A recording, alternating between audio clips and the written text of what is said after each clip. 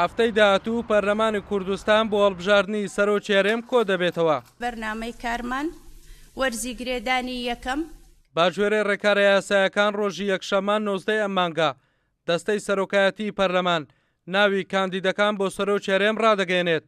2 ڕۆژ دادەنرێت بۆ تانەدان. لە دوای ئەم 2 ڕۆژە دەستەی سەرۆکایەتی پەرلەمان ڕۆژی دانیشتنی پەرلەمان دیاری دەکات بۆ دەنگدان و هەڵبژاردننی سەرۆکی هەرێم.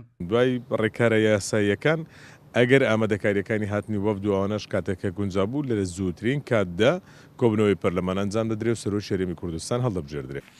دامەزراوەی سەرۆکایەتی هەرێمی کوردستان دوای هەڵپەساردنی لاخولی چوارەمی پەرلەمان لەم خولێ ئێستا با پرۆژەیەکی هاوبەشی فراکسیۆنی پارتی و گۆڕان ئەم دامەزراوەیە کاراکرایەوە. پەرلەمانتارێک دەڵێت دەبێت ئەم دامەزراوەیە بێلایەن بێت و ڕۆڵی گرنگ ببینێت لە پرۆسەی سیاسی لە ناوچەکە. سەرۆکایەتی هەرێم دەبێت گرنگترین بێلایەنی ئەم سەرۆکایەتی گرنگە بۆ ئەوی تەوازنی سیاسی نێوان لایەنە سیاسەکاندا لە ناو حکوومەت و لە هەرێمدا ڕابژێت و لەبەرەوەی گوتمان کە ئەمە دامەزراوەیەکی نیشتیمانیە و پێویست بۆ ئەکات و کە ماوەقفەکانیشی نیشتیمانی بێت. باڵبژاردننی سەرۆکی هەرێم و سوێند خواردنی لا پەرلەمان ڕێکارەکانی پێکێنانی کابینەی نوێمی حکوومەتی هەرێمی کوردستان ئاسانتر دەبێت و چاوەڕوان دەکرێت لە ماوەیەکی نزیکدا حکوومەت پێک بهێندرێت.